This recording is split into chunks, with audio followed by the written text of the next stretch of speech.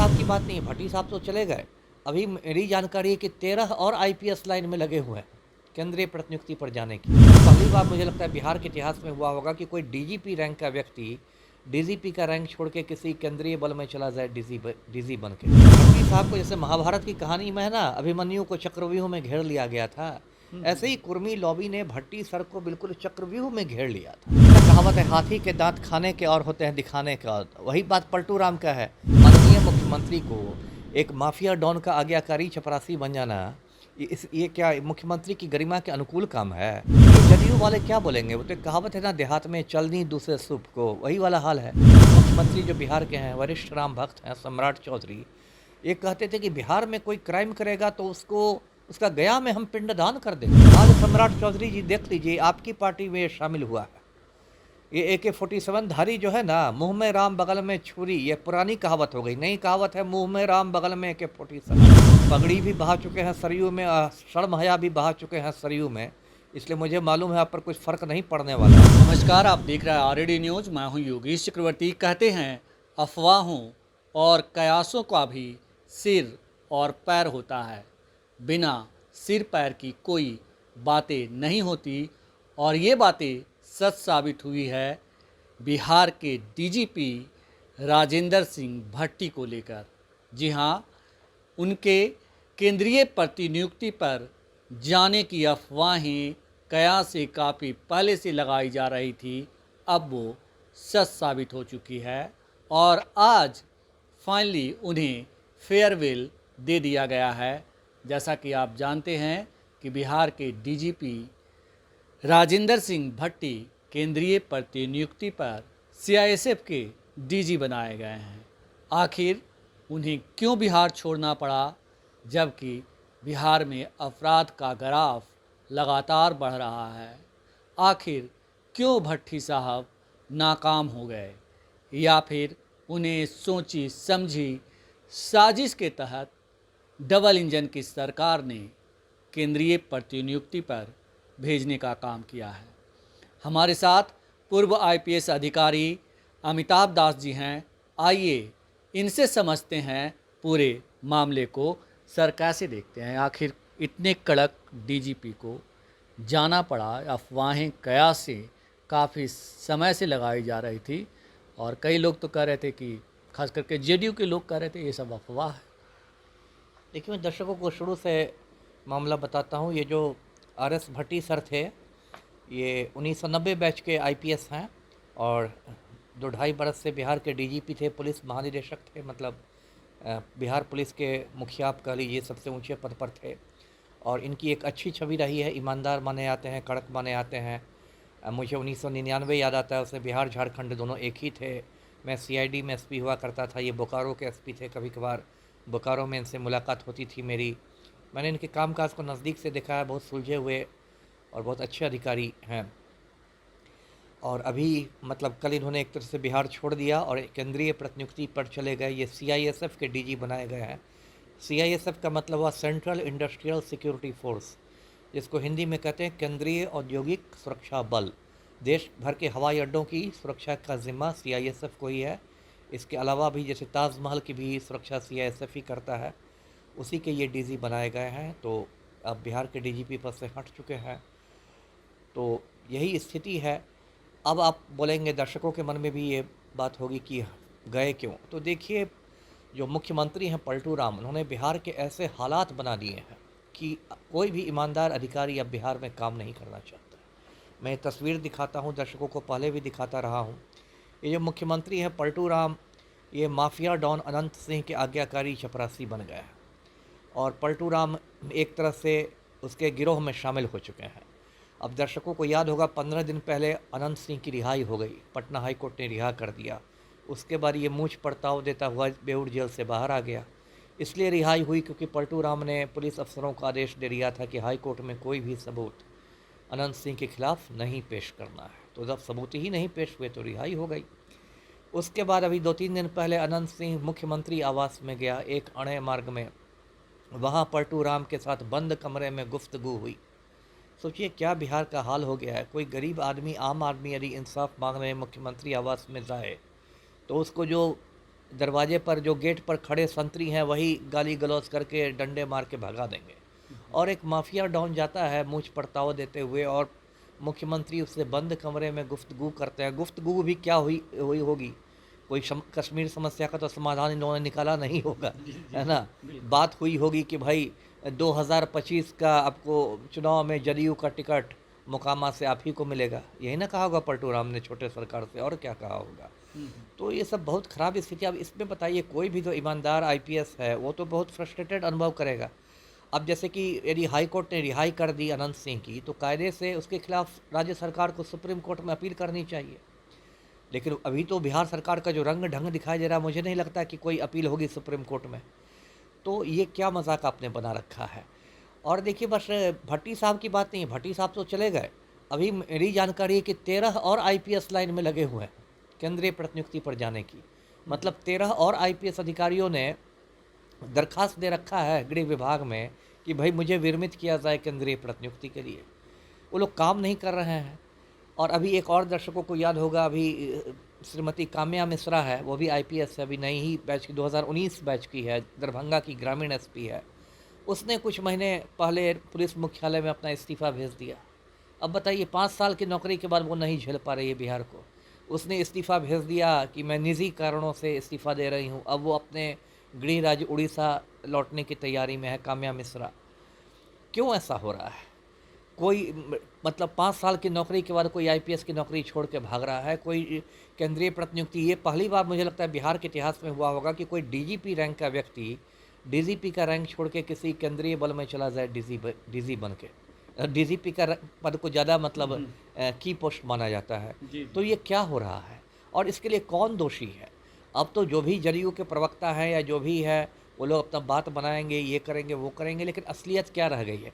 और इनके जाने का, भट्टी सर के जाने की एक और वजह मैं बताता हूँ। ये जो बिहार पुलिस मुख्यालय है, सरदार पटेल भवन जो बेली रोड पर है, बिहार पुलिस मुख्यालय में एकदम गुटबंदी जो कहते हैं ना, वो चरम सीमा पर है। और जितनी गुटबंदी पुलिस लाइंस में सिपाहियों के बीच नहीं होती है ना, उससे ज़्यादा गुटबंदी आईपीएस अधिकारियों के बीच है पुलिस मुख्यालय में।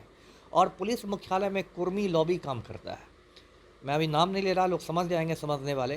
उसमें 2 आईपीएस हैं, दोनों संयोग से उत्तर प्रदेश के ही रहने वाले हैं, दोनों कुर्मी हैं।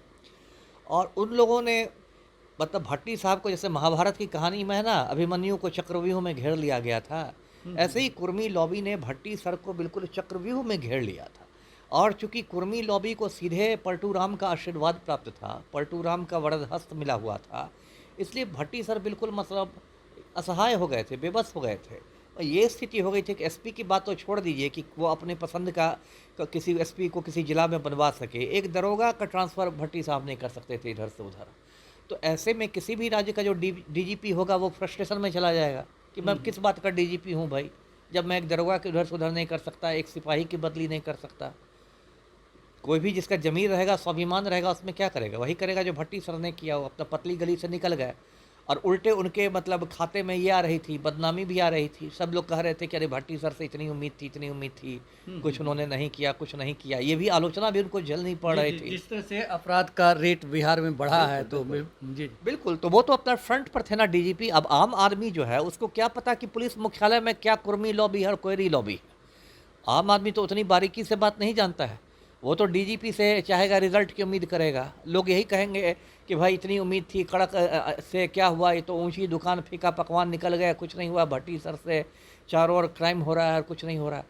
तो इसमें ये चलेगा। और देखिए बिहार के लिए बहुत दुर्भाग्य की बात है, अब 3 लोग हैं नए डीजीपी की दौड़ में, उसमें भी यदि कोई बनेगा तो उसको भी यही कुर्मी लॉबी झेलना पड़ेगा, उसकी भी यही दुर्गति होगी। कहा जा रहा है सर कि जो जेडीयू में है के नेता हैं, उनमें इस बात की होड़ लगी हुई है कि कई कास्ट के जो लॉबी हैं, भूमिहार कास्ट, कुर्मी कास्ट, कि हमारे कास्ट की लॉबी के कोई डीजीपी बने।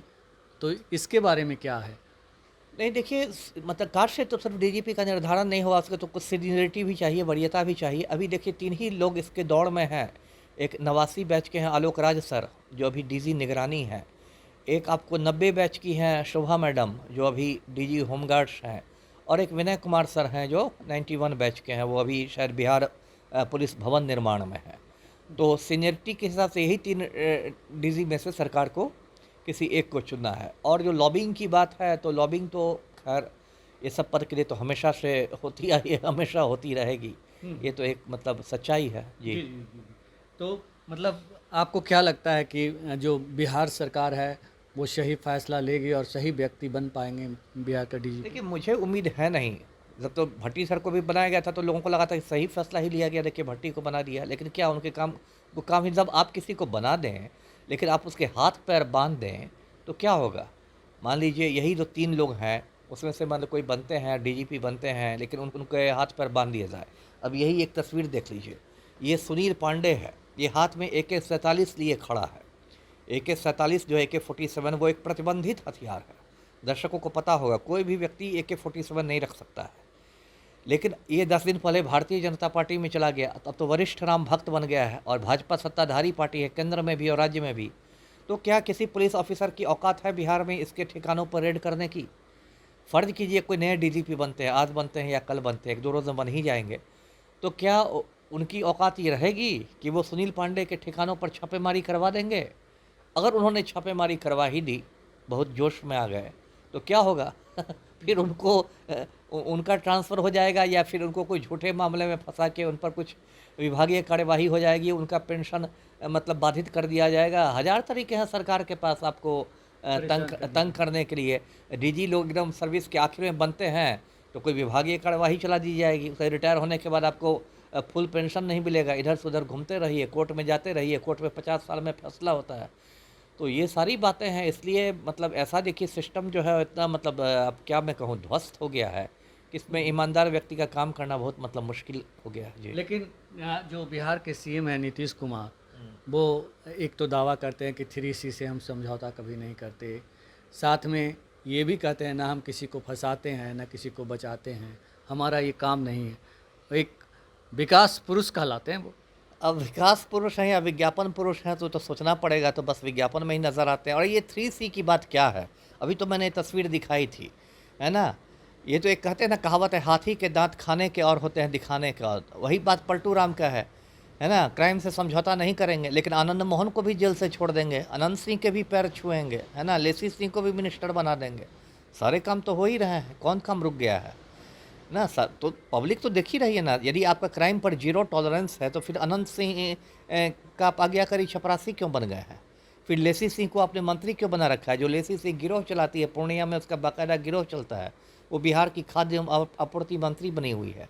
फिर आपने आनंद मोहन के लिए जेल मैनुअल को बदल के उसको जेल से बाहर कर दिया। देखिए पलटू राम जो है वो धर्मनिरपेक्ष नेता है। जैसे मैं धर्मनिरपेक्ष हूँ, पलटू राम धर्मनिरपेक्ष है, शर्म हया छोड़ के काम करते हैं। वो तो कहते थे कि मिट्टी में मिल जाऊंगा, भाजपा के साथ नहीं जाऊंगा। आज भाजपा की गोद में बैठे हुए थे। वो सभाओं में कहते थे, अभी भी वीडियो है नेट पर, कि बीजेपी का मतलब है बड़का झूठा पार्टी। पलटू राम बोलते थे। आज उसी बड़का झूठा पार्टी के रहमो करम पर सरकार बनाए हुए हैं। तो पलटू राम की बात का कोई विश्वास थोड़े है, कब पलटी मार देंगे, कब क्या कर देंगे, इनको भी नहीं मालूम है। प्रतिपक्ष के नेता तेजस्वी यादव 1 सितंबर को प्रोटेस्ट करने वाले हैं, धरने पे बैठने वाले हैं कि बिहार की कानून व्यवस्था बिगड़ गई है। लेकिन जेडीयू लोगों के नेताओं की प्रतिक्रिया आई है, मंत्रियों की प्रतिक्रिया आई है कि वो प्रतिपक्ष के नेता पद को मतलब उसकी गरिमा को धूमिल कर रहे हैं। कैसे देखते हैं, क्या ये सही बात है? जहाँ तक मेरी जानकारी 1 सितंबर का जो शायद धरना है वो मेनली आरक्षण के मुद्दे को लेकर है। आरक्षण को 65% बढ़ाने के लिए बात है कि उसको 9वीं सूची में डाल दिया जाए, जिससे कि उसका मतलब न्यायिक समीक्षा नहीं हो सके।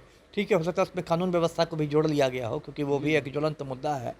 लेकिन अब विपक्ष ये लोग क्या बोलेंगे कि ये क्या पलटू राम ने मुख्यमंत्री की गरिमा को बचा के रखा है? क्या एक प्रदेश के मुख्यमंत्री को, माननीय मुख्यमंत्री को, एक माफिया डॉन का आज्ञाकारी चपरासी बन जाना, ये क्या मुख्यमंत्री की गरिमा के अनुकूल काम है?